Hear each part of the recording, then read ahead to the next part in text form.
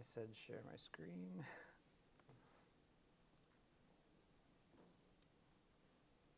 Okay, it worked a couple seconds ago. While that's thinking, okay, there we go. Okay. All right, so my name is Jordan Cook. I'm a software developer currently working at Corteva AgriScience. So I'm mainly a backend developer working on scientific software, backend systems for data scientists, that kind of thing. I'm also really active in open source, so that's part of what I'm going to talk about today. So I'm going to talk about caching, and in particular, HTTP caching in Python. So who this is for is basically probably anyone who makes web requests from a Python application. And I'm going to do most of this through live demo. I don't have slides. I find it more fun that way. Of course, there's always room for things to go wrong. If it does, bear with me. So in general, caching is one of many strategies you have at your disposal to optimize resource usage. So anytime you are getting some data that requires resources to get, you will often want to optimize, so you have to perform that operation as little as possible. Web caching is like one of the most common forms of that, and the best way to illustrate it is through what your browser does. So if I go to Wikipedia, the very first time I load this, let me actually do a hard refresh, it's going to pull a bunch of information for the first time. The next time you go to that page, it's a lot faster. Now, through that example, you're probably not going to be able to tell, but there's a ton of stuff going on behind the scenes.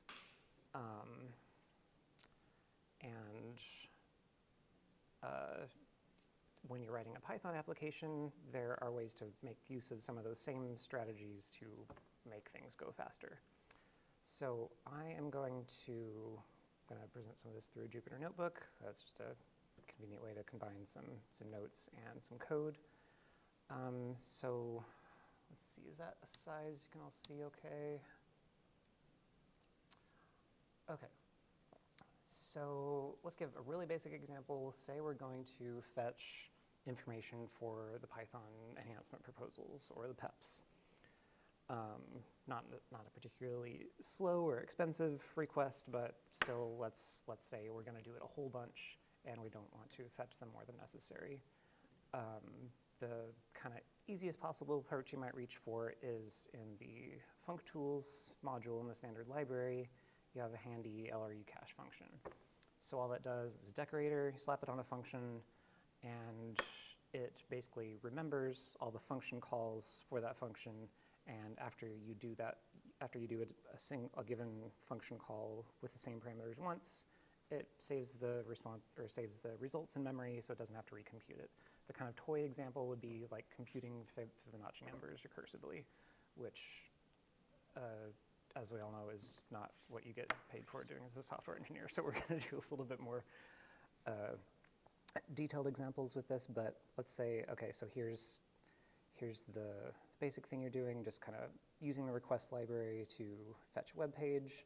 And then we're going to do it several times. And here we're just going to fetch a whole bunch of PEPs with some repeats in there. And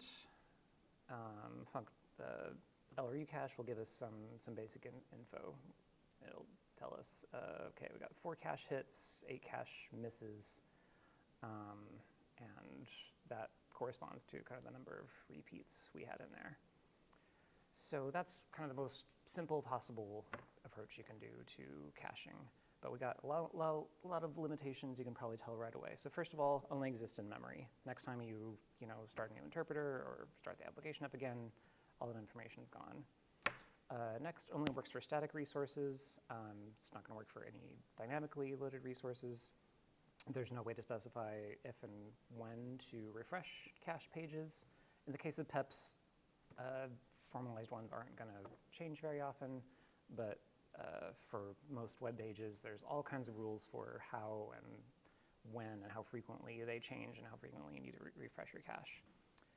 And the other limitation is it's only cached based on function arguments. So here we just have a really basic function. Functools says like so when you call it with the number 8, it'll cache the page for pep8. And that's it. In practice, there's a lot of other factors you want to take into account when matching a request. But that's just to kind of just get started and kind of show you what I'm talking about. So in a browser, this is kind of basically what you have going on. You kind of behind the scenes, when you're fetching web pages, it is doing a bunch of magic to hold stuff either on a persistent cache on disk or in memory, and kind of in a way to optimize bandwidth without taking up more disk space than needed, which in theory sounds really simple.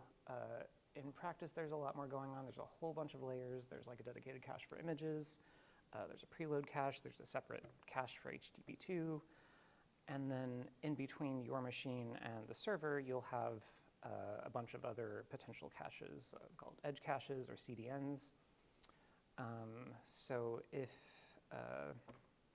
those would be edge servers kind of serving commonly used content sitting like geographically closer to you.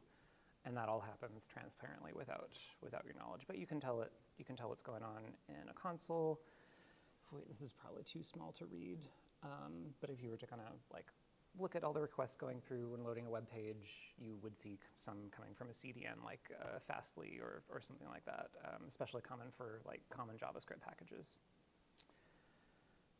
So yeah, kind of the basic kinds of web caches would be a server-side cache. So if you're running an application like an API or a Django application or something, there's some stuff you want to do on your end to avoid having to compute expensive responses. So say you get it's just an API or something.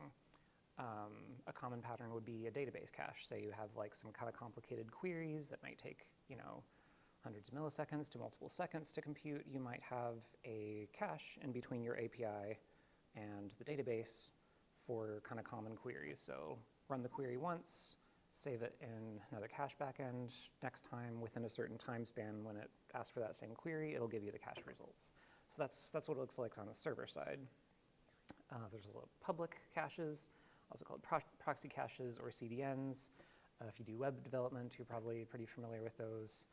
And then the last kind would be a private or client side, which is what we're going to focus on. So what the browser does, that's an example of a client-side cache. But most of us aren't building browsers from scratch. Most of us are, making applications that maybe make HTTP calls and stuff, but there's still a lot of room for optimization there. So in general, caching as a strategy, it's like a lot of other optimization strategies. There's a few simple things you can do that take care of, take care of like 70% of your use cases and are like an easy speed up. And then there's like a long tail of like smaller and smaller optimizations you can make for more and more niche use cases. So I'll kind of go over that, kind of the most common use cases and then give some examples of the more advanced ones. Okay, so how servers and clients communicate for HTTP caches is governed by RFCs. So these are big old walls of text. So one of the main ones is RFC 7234. It's 43 pages of formal specification telling you exactly how HTTP clients and servers communicate to tell each other like what to cache, how long to keep it, etc. And I guess I read these RFCs, so you don't have to. You're welcome. They're not too bad. Most people will use them for reference for a particular thing, but a more readable version is on Mozilla Developer Network. The HTTP caching article is actually pretty good. So I'll kind of talk briefly about Python HTTP clients. Just by show of hands, who here uses Python requests? Anyone? You? Okay. Who uses a client other than Python requests? Nobody? Okay. So probably if you're making HTTP requests in Python, it's probably the requests library. There's a long history of other clients and as well as some newer ones. It kind of goes back to the earliest versions of Python, HTTP lib. This is kind of the most basic bare bones HTTP client, renamed in Python 3. It's really not great. There's no reason to use it directly unless you absolutely have to. There is PyCurl. So if you're a command line person, you probably use curl all the time. If you use other command line applications, a lot of them probably use libcurl under the hood. Fantastic, amazing tool. PyCurl for Python, not so much. It's if you're used to like request.get, this is what PyCurl looks like to inspect response headers for response type and encoding. And this is like 2 lines of code in requests. That might be too small to see, but that's just to maybe give more context for the requests library tagline is like HTTP for humans. The for humans part, it carries a lot of baggage of it used to be a lot harder. So I'm going to focus mainly on Python requests. The other 2 kind of big clients these days are aiohttp, so that's an async HTTP client. And HTTPX is a newer one that just started about 6 years ago. That's backed by the Encode organization, so that has both synchronous and asynchronous modes. It's mostly compatible with Python requests.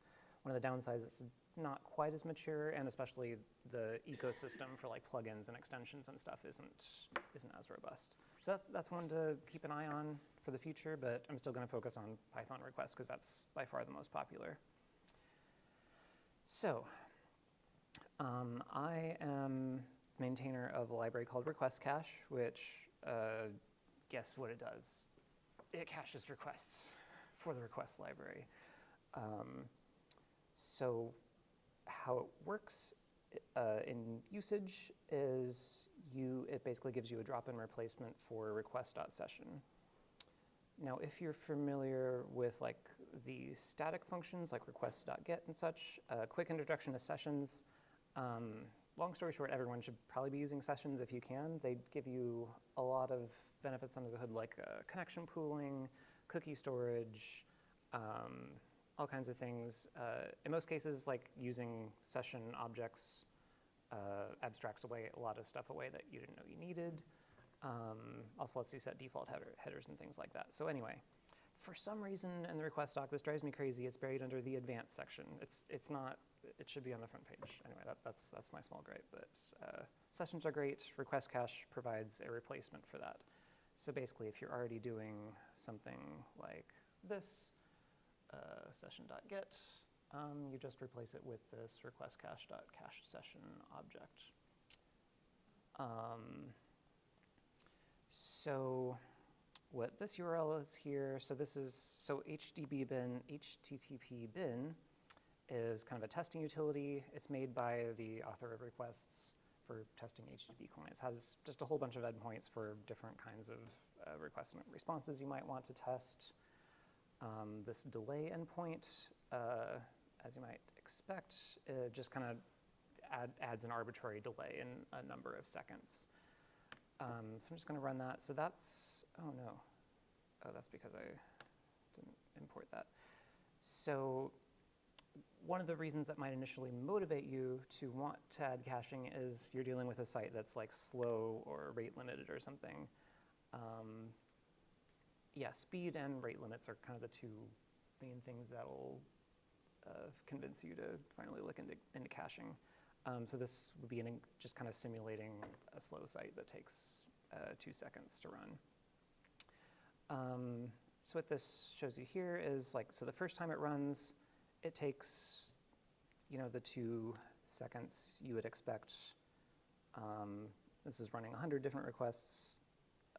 And after that, it takes, about a millisecond per request because it's all stored locally. That's a really basic example. What if you're thinking ahead, what you might be wondering is like how to know like when to fetch a new page. If this was a real one, if this was a real page, it really depends on your use case, like when you want that cache to expire. And there's a few different strategies I'm going to go over. So since there's so many, and it really depends on the use case, the default in request cache is just cache it forever. It's kind of up to you to tell it what to do beyond that.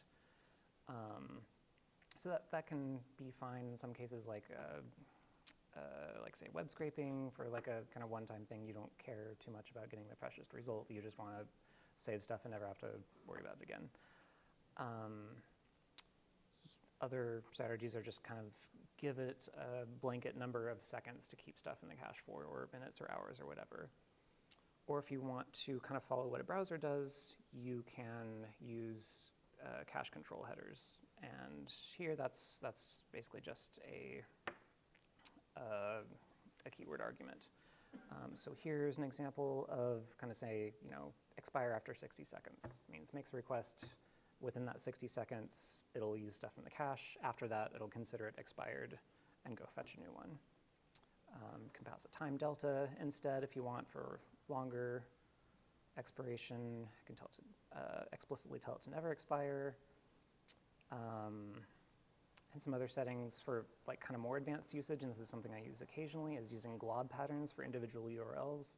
So this kind of requires understanding of what it is you're requesting. So if you know you're requesting something that changes really infrequently, you can add a glob pattern for that path and say expire in 2 days or something, or something that changes more frequently. You can add a shorter expiration. So those are some things you can do to kind of manually tell the cache how long to keep it. So if we want to kind of emulate what a browser does, there are a couple main ways servers tell clients how long to keep stuff. So the most simple is the cache control header, max age, which is just a value in seconds. It tells your browser or other clients, keep this around for X seconds.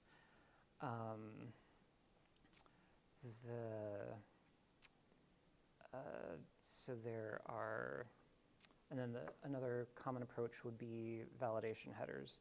So in general, it's basically a way to ask the server, hey, has this thing changed, without kind of getting all the data back. So it's a small request called a revalidation request, and that's basically, say it's like 100 kilobytes of JSON and something, instead of going and fetching that whole thing. You're sending like a really tiny handful of bytes request saying, has this thing changed? The server will either respond, no, it hasn't changed, or give you the new one.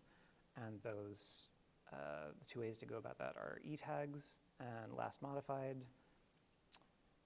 Last modified is fairly straightforward. The server just says, here's the last time this thing was modified. And you as the client say, hey, give me a new one if it has changed since this date. E-tag is a little more nuanced. So that e-tag, you can kind of consider that like a hash or a cache key that the server computes. So on the server, and so a lot of you might develop APIs. A lot of web frameworks like Django will have features to automatically compute and send e-tags. You can also manually send them. So say you have particular knowledge of when this thing is going to change, you can kind of make a hash of the response of kind of key pieces of information in the response content. You send the string to the client saves that, and then the client will say, hey, is this e-tag still valid? And server will either say, yep, still good, or nope, here's the new one. So, and then there are a few other rules going on here. Either telling the client, don't cache it at all, skip writing to the cache. Consider it stale, but, serve the old one for now and fetch the new one in the background, a lot of things like that. But kind of the main ones we'll focus on will just be cache control max age, which is a value in seconds, and conditional requests. which is using e-tags or less modified. So before jumping into some examples, I'll kind of pause there and see, does anyone have any questions on what we've covered so far? Does all that make sense? Okay. If anyone has any other questions as I go along, feel free to stop me. So the use case I'm going to go over is on a website called iNaturalist. So this has a web UI as well as a REST API. So iNaturalist is like a biodiversity data platform. It's, or a community science platform. It's basically a way to kind of post information of organisms, and other experts or hobbyists can kind of help identify those things. And it also has a REST API to get that information in bulk. So here is, as an example, this is a page showing, like, hey, show me all the swamp milkweed observations in Iowa. If we go into the console and see what that is sending, let's see, that's probably too small. So we see, like, what the web UI is using is this big old blob of JSON. So each one of these observations has a whole bunch of information about the species, where the geolocation, the taxonomy, and other stuff. I maintain a client library for the site. And this is one of the reasons I originally got into caching, because the site is, like, it's a nonprofit. It doesn't have a ton of money to spend on server resources, so for using the API, it's kind of slow, and it's also rate limited. So if you were to just, like, hammer this thing, getting gigabytes of data, you'd start getting 429 errors and eventually get IP banned. So to be a more courteous client, the two main strategies are rate limiting, which is kind of following its rate limiting guidelines for not, spamming it with 1,000 requests per second, and the one I'm going to focus on, obviously, which is caching. So it uses cache control headers. So if let's see, you know what, that's not the best way to look at them. So here, I'm just going to make a request for basically the same information that I just showed you in the web UI. And here are the headers it's sending back. So there's some cores headers. The main one we care about is this cache control max age equals 300. So it's saying, keep this in your cache for 300 seconds, and after that, ask for another new one. It's also sending an e-tag, so you can make a conditional request. So you can ask the server, hey, has this thing changed? Without making the full request again. And these are, so that's that X cache. That's actually not going to be used by us as the client. That would be used by a proxy cache. So like Fastly or another CDN or something sitting in the middle in between us and the server is telling us, oh, hey, we didn't have this in our cache. Vary is also another caching header, but I will get into that one later if I have time. Okay, so basically our goal is we want to save, this information here in JSON format, and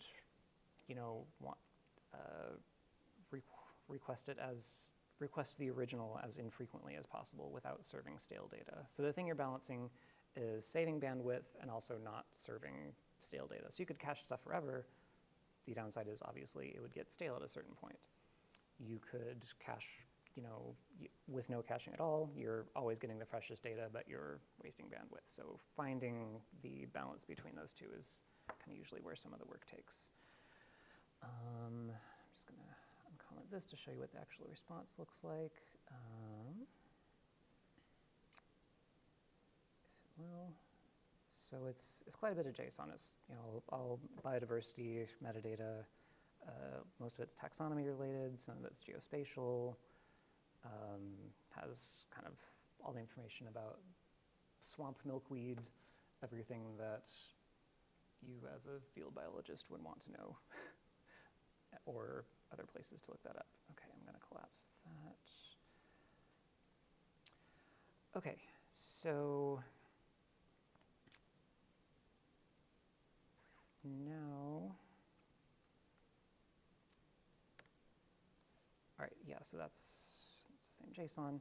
So basically, how I ended up using caching was kind of adding caching by default to the client library that I built on top of that. And that's kind of a common pattern that this library is useful for. So a common case is like you're consuming some external API, and say 5 other projects in your organization are doing the same thing, and it's time to make a library. The kind of common features you'd want in an API client library would be like object-oriented abstraction on top of the responses, so you can deal with Python objects and not just blobs of JSON or whatever, rate limiting, and caching. So that's one of the things I'm doing here.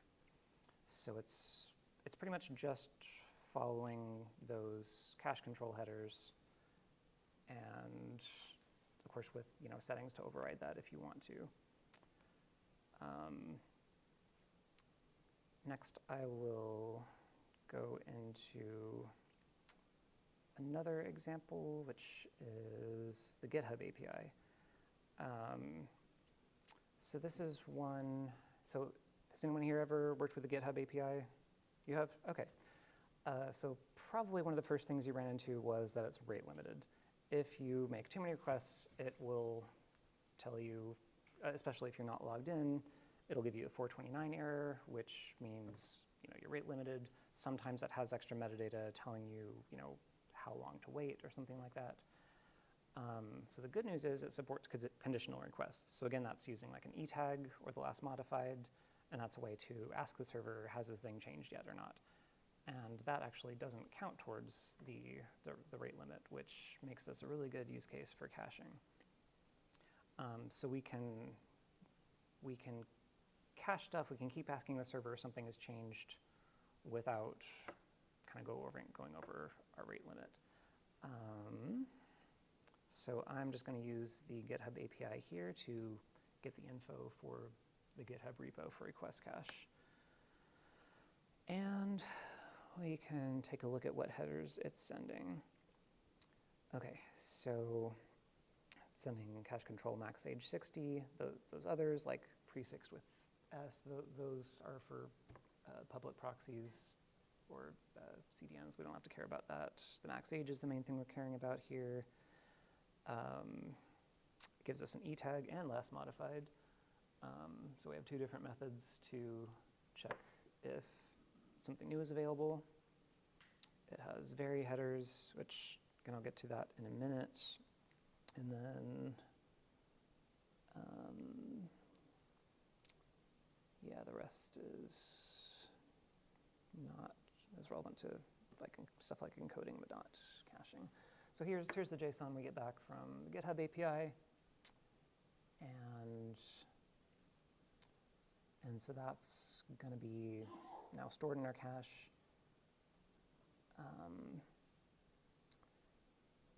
So this response.expires, that's something that request cache adds, telling you exactly when that's going to expire in the local cache.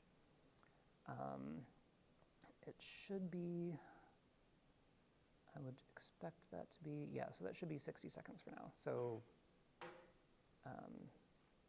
and then GitHub is also nice enough to send you this X rate limit used header telling you how many requests of your rate limit period you've used.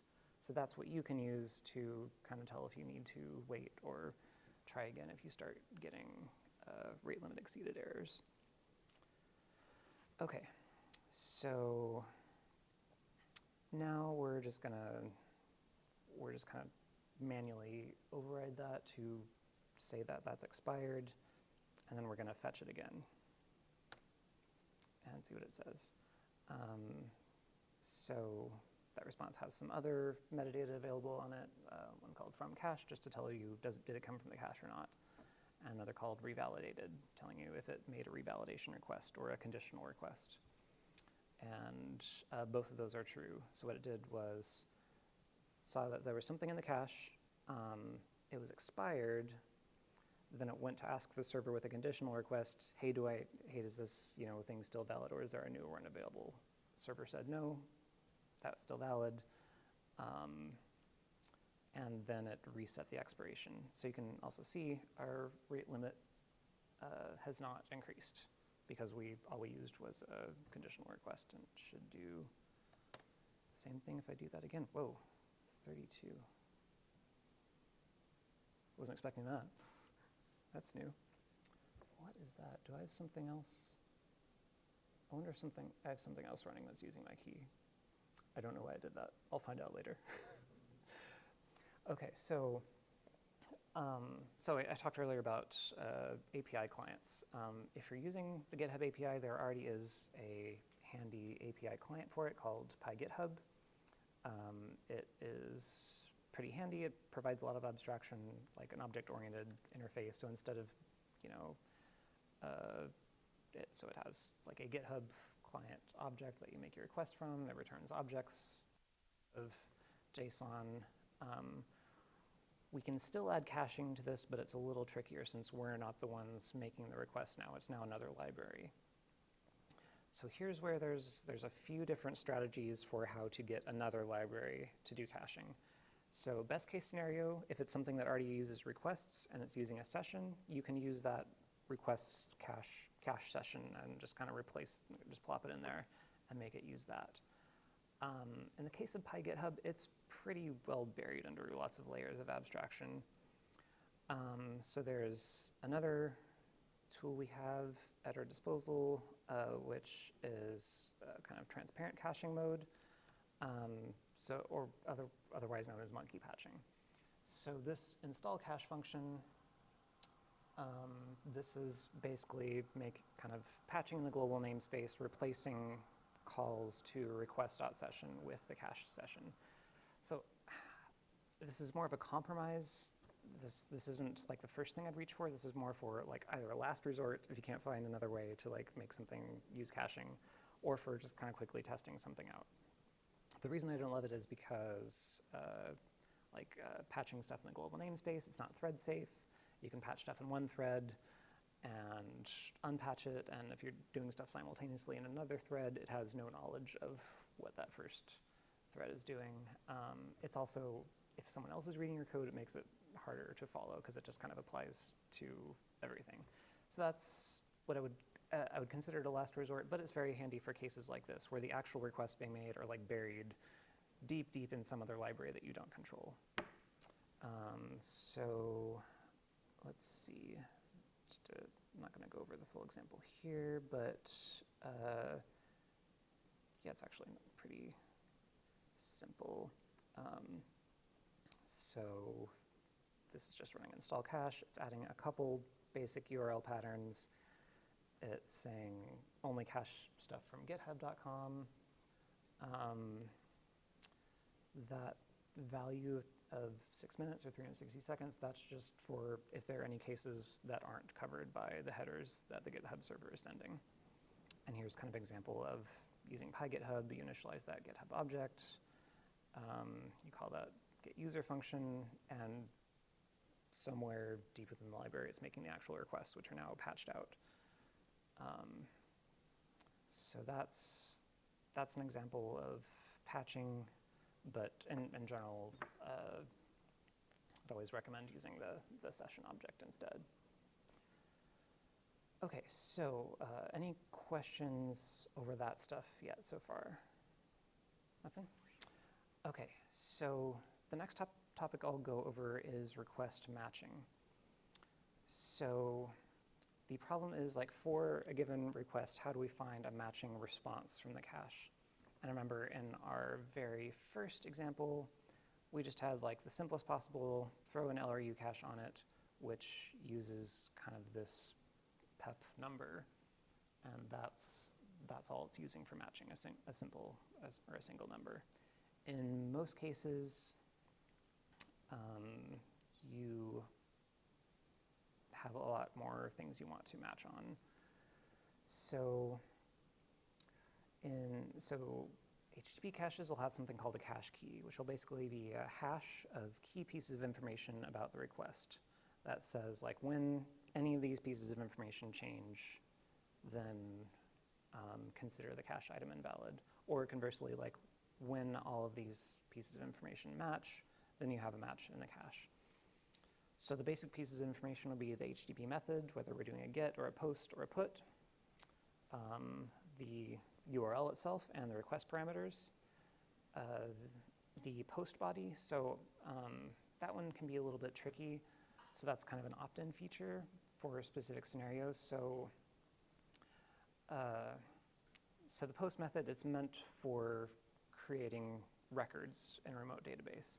In practice, a lot of people use it as kind of an extended get method. So the HTTP get method is limited to a certain number of characters. I want to say 128, maybe 256. I think it depends on the browser. But it's very limited. If you want to make a request with like a big complicated query, especially like geospatial queries, some REST APIs you'll see out there will have a post request that's actually just a query.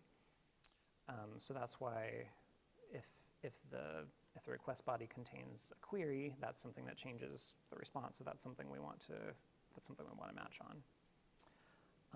Some request headers, not all request headers, but there are some that can change the response that the server gives us. Some have no effect on the response, some do.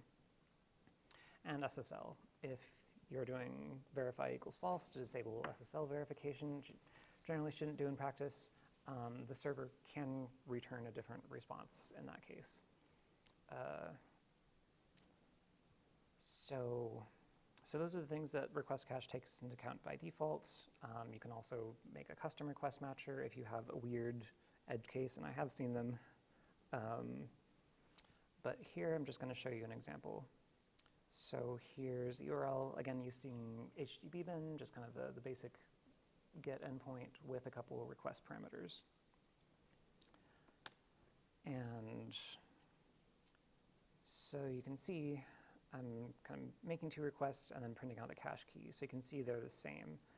That's because behind the scenes, it's doing a lot of normalization to kind of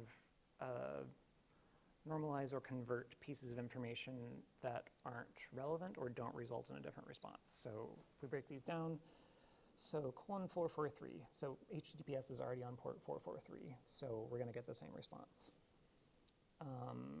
The order of parameters here, in this case, doesn't matter, so it's going to get the same response. And here it is URL encoding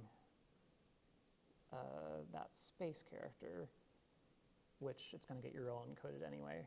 So that's just an example. There's tons and tons of other things it's normalizing, like non-Unicode characters, IDNA. Basically, it tries to take everything that's not relevant that will actually affect the response you get back and normalizing that into a common cache key if you make slight variations. That's to basically increase cache hits without getting false positives. And again, that key is just a hash of those pieces of information mentioned above. Okay, so here's a tricky case. So here are request headers, and this is a case where headers and requests can actually result in a different response. So this would be content negotiation. So in the first request, it's saying, I'll accept a PNG. And the second one is saying, I'll accept a JPEG. Technically, it is up to the server to decide what to do with that.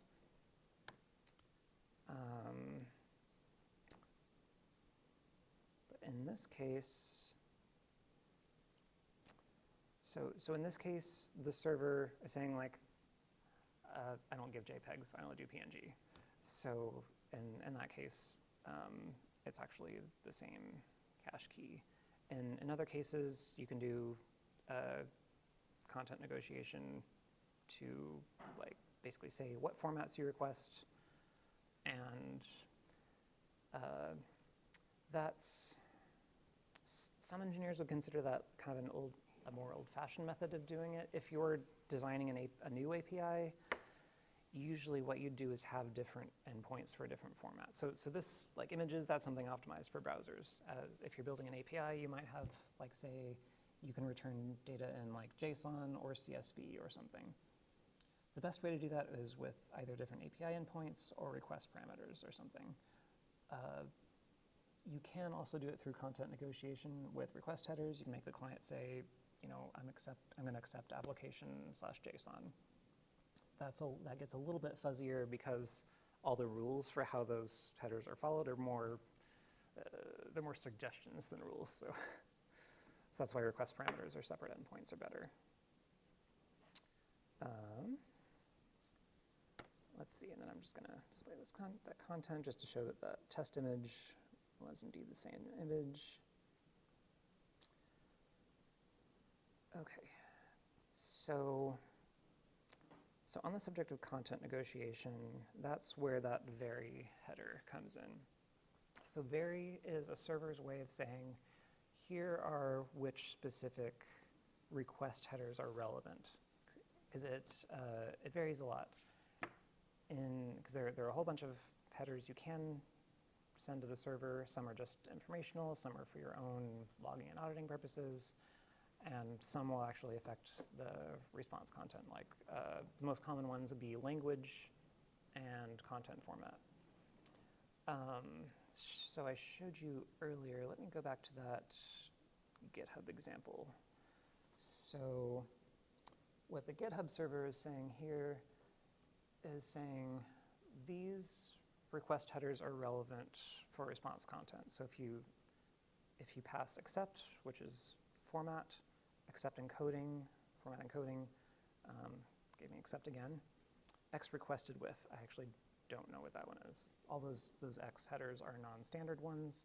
Some are more standard than others. That might be something specific to GitHub.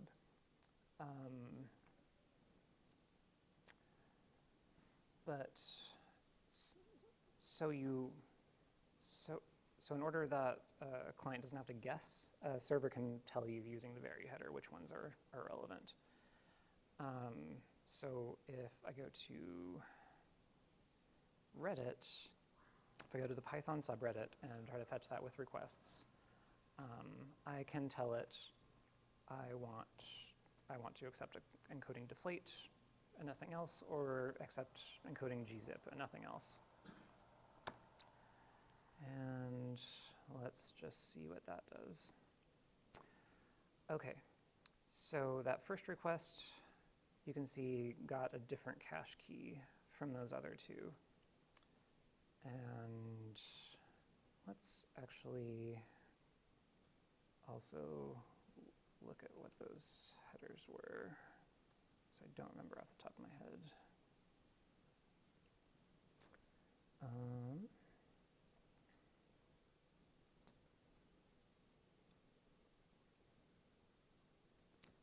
Okay, so Reddit is not sending a vary header, but because we're telling it a specific format to expect, that's taken into account into the cache key. So that's why it's cached separately. So if you were to make this request first, this second one will make a new request.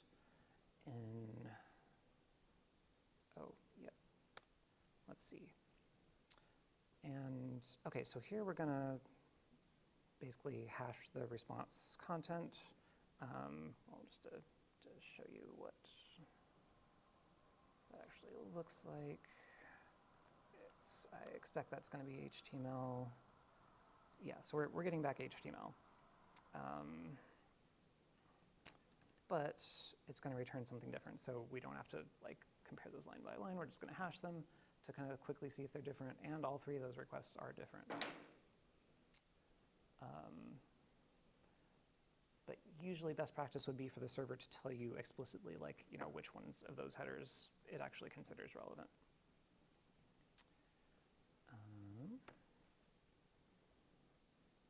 Yep, and so you see here, if we take that first request and look at the headers it sent, so we didn't explicitly tell it accept encoding gzip deflate br bstd. the request library did that. So that is actually what it will send by default if you don't tell it what to do. Okay, so now we'll talk about kind of like how to manually look at the cache contents. Usually this is just for debugging purposes, or sometimes you will cache stuff and then like want to use that later offline. Request cache has a whole bunch of different backends. By default, it uses SQLite because it's in the standard library. It's fast, it's pretty efficient. It doesn't require any extra dependencies. So, but there are others, kind of other backends geared for other use cases. But by default, it's storing stuff on disk in a SQLite database. So that cache session object has a .cache object, and that has some convenience functions on it that can tell you what's in the cache. And just to kind of breeze through, yeah, so that has, you know, clear, contains to like check if a given URL or key already exists, manual delete methods, filter for kind of searching, and a bunch of other utility expirations. But the main ones are delete, filter, and contains. So this convenience method is going to say, is this thing already cached? So right now it's saying no, but if I do, okay.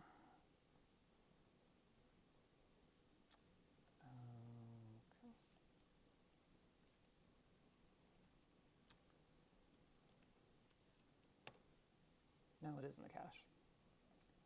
And that's including expired responses. And the reason it keeps expired responses even after they're expired is for conditional requests. So that's the case, remember, when something has already expired, you don't know yet if there's actually a fresher version on the server or not, so you have to ask the server first. If it says, no, you already have the latest version, then that kind of takes that expired response and then considers it and then resets the expiration on it. Oh, yep, I already did that. Should be like after making that request, shows you what's in the cache. Now this is going to show you the URLs that are currently in the cache, just from the tests we've done so far. This session. And this is specifically going to get unexpired ones. So it's considering all three of those unexpired right now. Okay, so I think I'm going to skip over this section. This is kind of more cache convenience methods and jump into backends. So there are a lot of different storage backends that are suited for different kinds of use cases. So again, I chose SQLite as the default because it's in the standard library, doesn't require any extra dependencies. It's pretty good for the majority of use cases. Usually when you outgrow SQLite, kind of the next logical step is usually Redis. So Redis, it's a really fast key value store with optional on-disk persistence. So it can exist either entirely in memory, always on server, or it can persist that, and then there's a bunch of kind of other settings you can have on there. It supports a couple NoSQL databases, MongoDB and DynamoDB. And the advantages of those are you can have kind of, if you're getting mainly JSON responses, you can see those responses as objects in a collection. And there's a file system backend which just stores it in files on your file system, either in JSON format or YAML, whatever you want. The advantage of that is to have things human readable and editable. And then a basic in-memory cache. So the reasons to use, like, you know, Redis or MongoDB or DynamoDB, first of all, like, if you're already using that in your application, it's a no-brainer. Like, if you already have the infrastructure for it, throw your cache in there, it's fine. Times when you'd outgrow SQLite is usually when you're making tons and tons of concurrent requests from many different threads or processes. So SQLite is super crazy fast. So, like, a cache read is less than a millisecond for most common requests. Even concurrent reads are pretty fast. Once you do a whole bunch of concurrent writes, that's where things start to get tricky. So internally, SQLite is going to, well, you're going to need to like queue those so it writes, and it basically doesn't support concurrent writes. So those have to be queued up. You have to use locks, that kind of thing. It can handle it, but once you're into the like hundreds or thousands of requests per second, like a pretty large, especially distributed application, then that's when SQLite will start to become the bottleneck. It's also an issue if you don't have a shared file system. So if you have a distributed application running on a cluster, like a lot of discrete machines that don't have a shared file system, then SQLite isn't really a viable option. You might be tempted to throw it on NFS or something. SQLite and NFS do not mix. So there are actually modern projects that attempt to make a distributed version of SQLite. RQLite is one. Haven't had a use case for that yet, but those are options to go to. But usually SQLite takes care of, I'd say, like 90% of the use cases out there. Redis would take care of most of the rest, and then all the others would be fairly situational.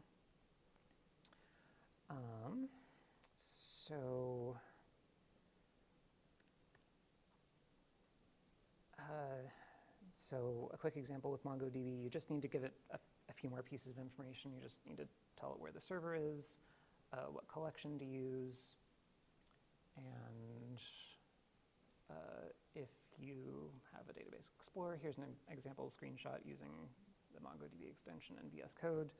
You can actually see the response content in the cache. That's something nice because MongoDB natively supports JSON, and otherwise by default that's going to be like basically in a binary blob inside SQLite, so not necessarily optimized for human reading. And then MongoDB and a few other backends have a few other relevant features. So it has a TTL feature, or time to live. So it's a native expiration feature, basically. So that's much faster than doing that in Python. You can let the database server handle expiration.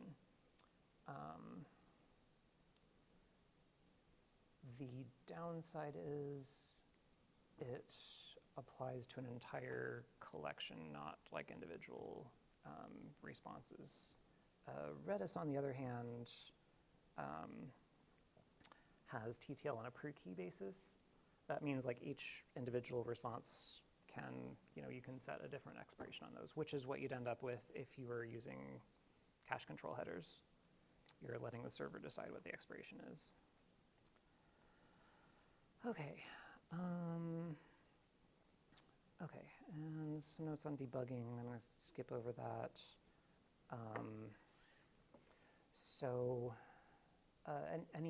Any other questions so far? So that was kind of a whirlwind tour of kind of the main caching features you'd use. From there, it really branches off into things specific to your use case. But kind of a big takeaway is like if you're writing an application that makes web requests, that's going to absolutely dominate your execution time. That's going to be way more than the time you're spending on the CPU or anything else. It's probably going to be I/O bound. So that's why it's worth kind of spending some extra attention optimizing that part. There are, let's see, I could go over a couple more advanced use cases. Actually,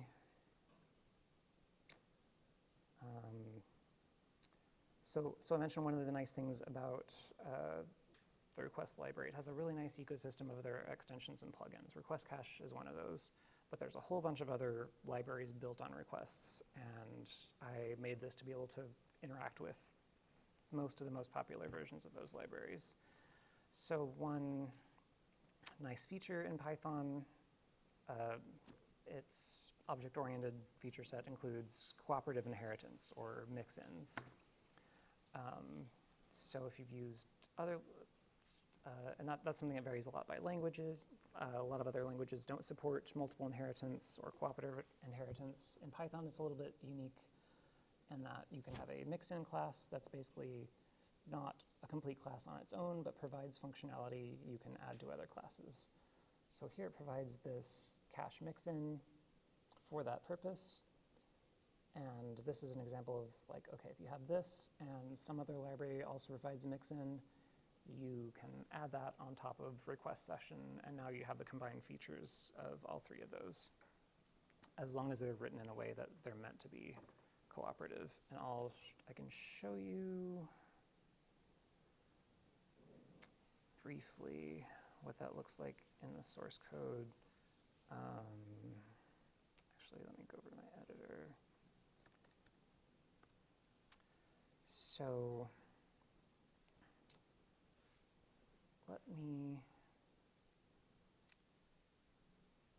I'll start with kind of the highest level functions. So the public API includes kind of the basic HTTP methods, get, post, put, delete options.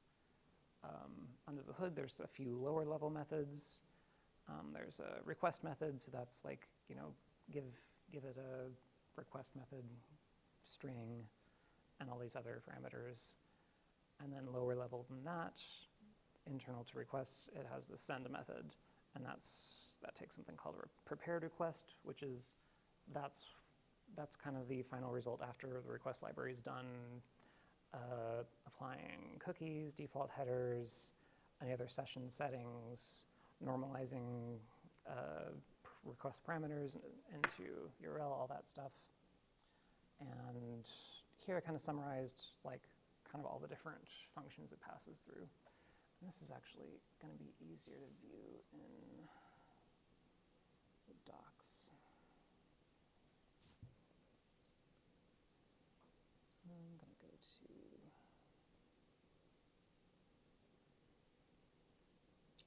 send. Okay, so first you'll call like either session.get or request.get. Then that's going to go to cache session.request. Then it's going to pass that off to request to do its post-processing. And that happens right here. So basically, overriding a method and then calling super.that method is kind of the core of cooperative inheritance. You're saying, do your stuff, then hand it off to whatever class is a superclass of that. So then request does its thing. That gets passed down to the lower level send function. That's what gives you that prepared request object. Then from there, it's all the cache specific methods. So then it's saying, does the thing exist in the cache? If not, go use request session.send to fetch a new one, and then save it in the cache. But kind of the main pieces are kind of overriding the public API of requests, and then doing all the caching specific stuff we need to do, and then handing it back to requests. So other libraries can do that. So some libraries are kind of built to cooperate with others that way. And if we go back to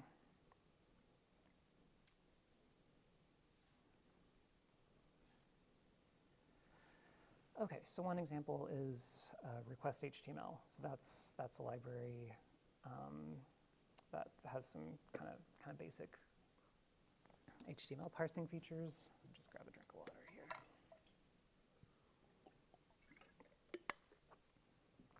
And this is kind of the best case. So this is a library built on request that provides its own session subclass.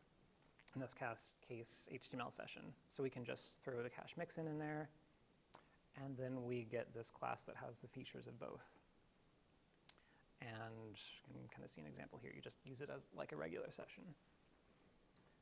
You can also use patching using that install cache function. Again, I'd always recommend using the session instead of patching. Request features, that one is a little bit trickier. So what features are, features kind of predated the async IO in the standard library. So one common limitation that people run up against in requests is that it's synchronous only. So request futures is kind of one of many different attempts to make it async possible. So basically, it'll pass you back a future object that you can then run asynchronously. This is a case where instead of wrapping its session class, we pass our own session class to it. Thankfully, so that'll be kind of the inner session class that it uses internally. It does its thing and then passes back responses. Request OAuth lib. It's a really handy one if you have to make any OAuth requests. Kind of the same situation there. It provides its own session. You throw a mixin in there, then you get a custom session class with the features of both. There are a whole lot of other examples I can go through, but are there any topics that anyone else is interested in going over? So I could go over kind of more advanced examples, using it with other request-based libraries, other cache backends, or if you think of questions later, you're more than welcome to message me afterwards. You can reach me either on GitHub or on the PyIO Discord. It's definitely the kind of topic, it's like easy to learn, difficult to master. So once you start getting your hands on it, you'll probably find some peculiarity with your use case that, like, oh, how do I optimize this? It's not straightforward at all. In those cases, I enjoy this kind of thing, so feel free to reach out. Otherwise, Yeah, yeah. I have a question. Yeah. How, if you're working with an API that maybe isn't a good system, doesn't implement e-tags, doesn't have like the ability to do a conditional request or like check on if something has changed, how vital is that to being able to successfully implement client-side caching? If you have if you have no control over the server side, if you have minimal minimal participation in the caching effort from the server side. Yeah, basically the less effort the server puts into its caching mechanisms, the more effort you have to put into it. So you can start with just kind of a blanket common expiration, like, a couple minutes or something. It's usually worth kind of drilling down into what kinds of resources you're requesting and making separate rules for those. So if I go to, so a common one would be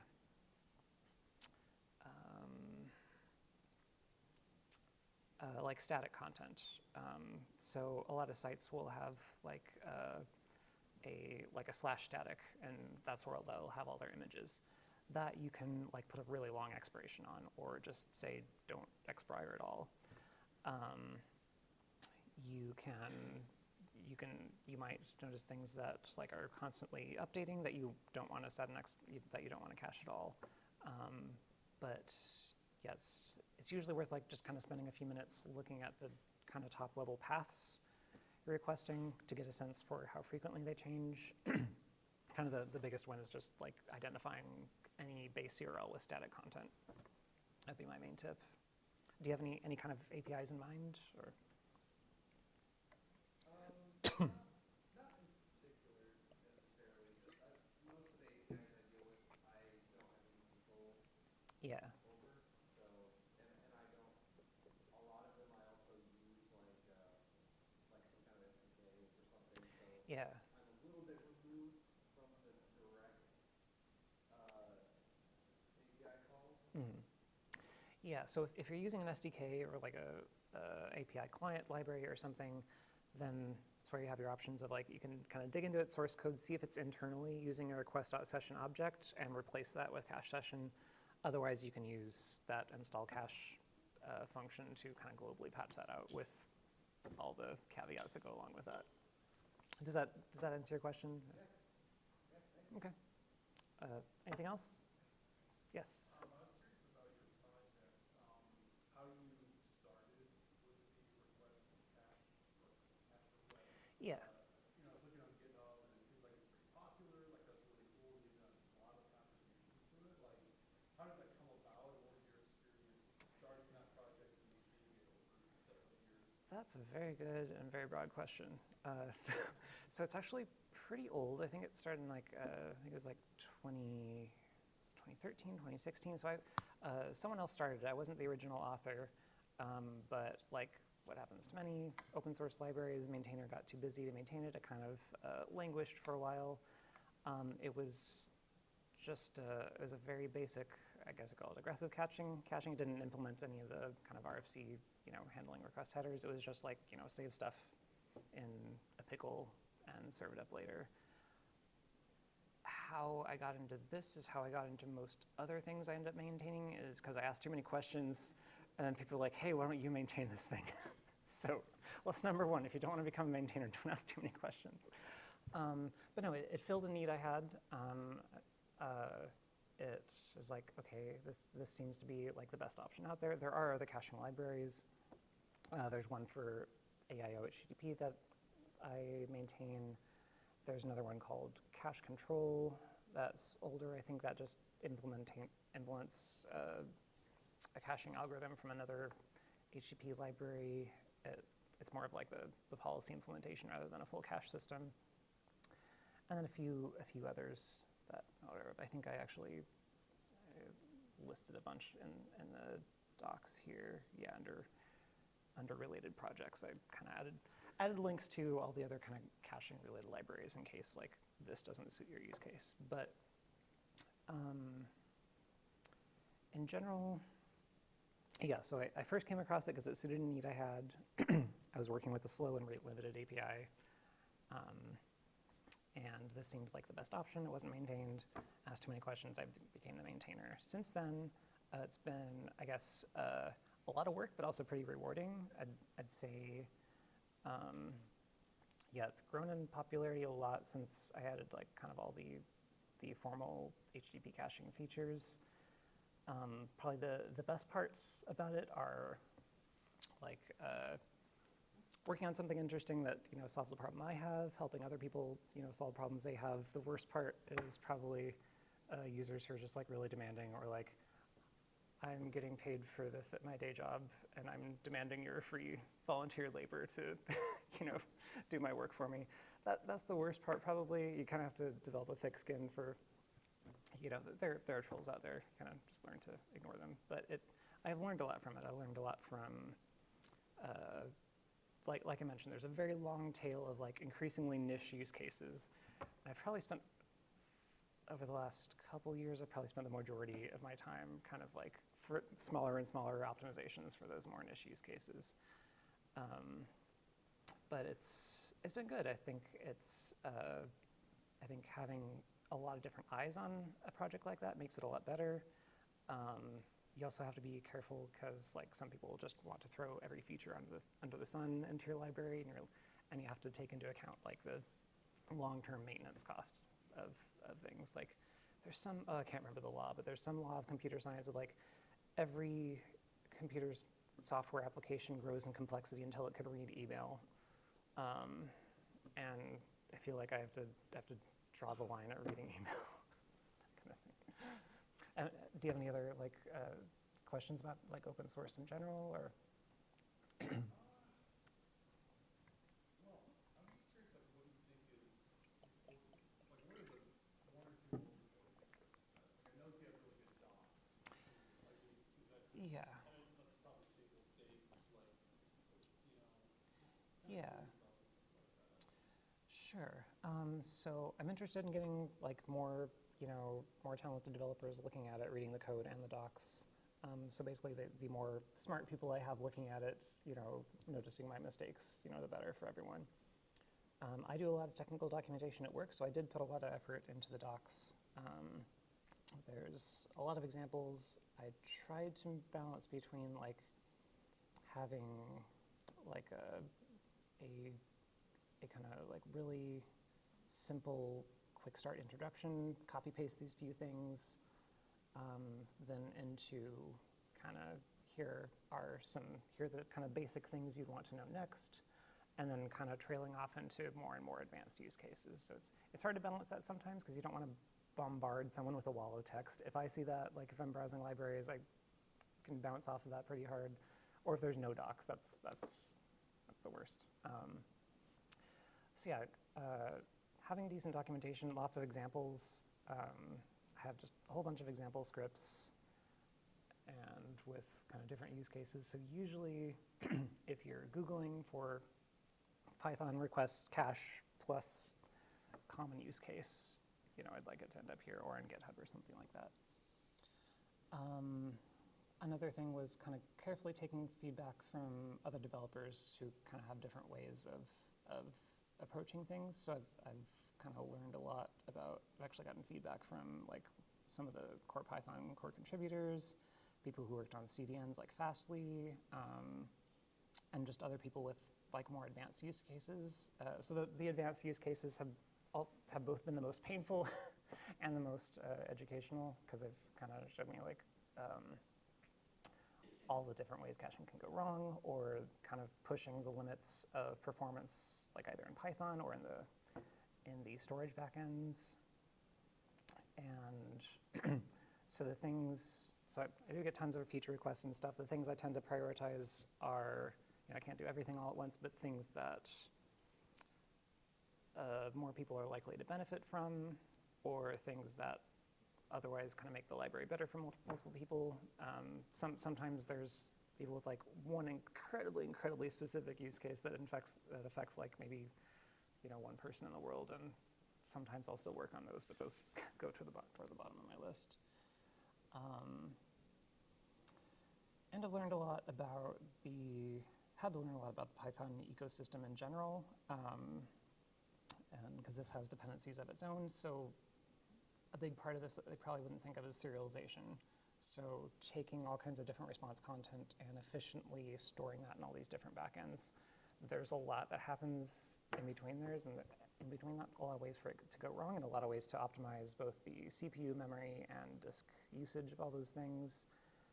So that's taken some time to work on. That's taken kind of working with other library maintainers of libraries I use to kind of improve that.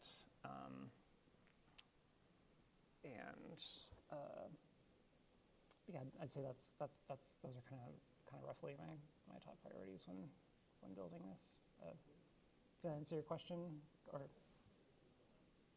sure. Yeah, and if you have any more specific questions later, feel free to reach out either in GitHub or on Discord. I got one. Yeah. So you mentioned Fastly.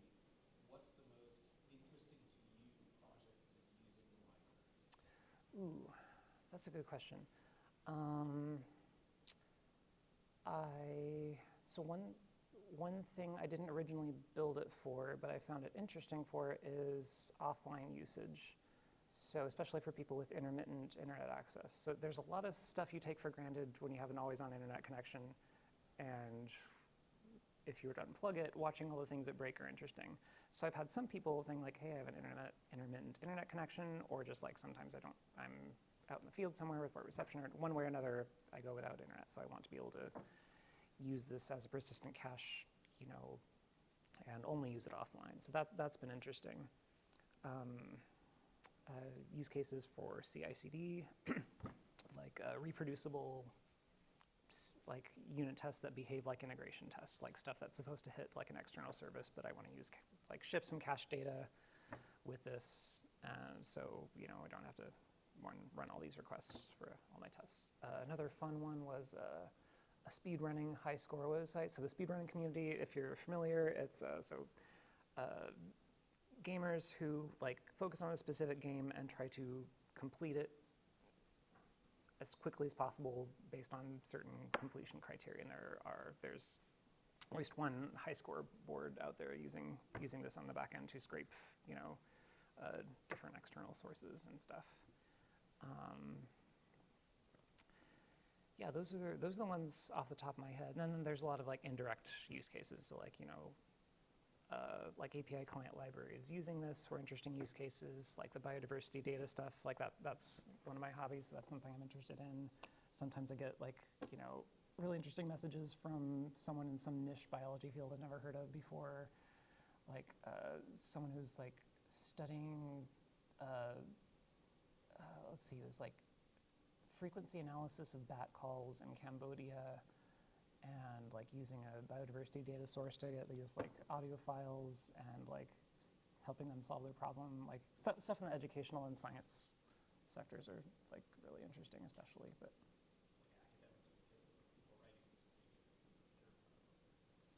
yeah. Any other questions? Okay, well, thank you for your attention, and I will wrap it up there. Again, feel free to reach out afterwards if you think of other questions, and see you next time.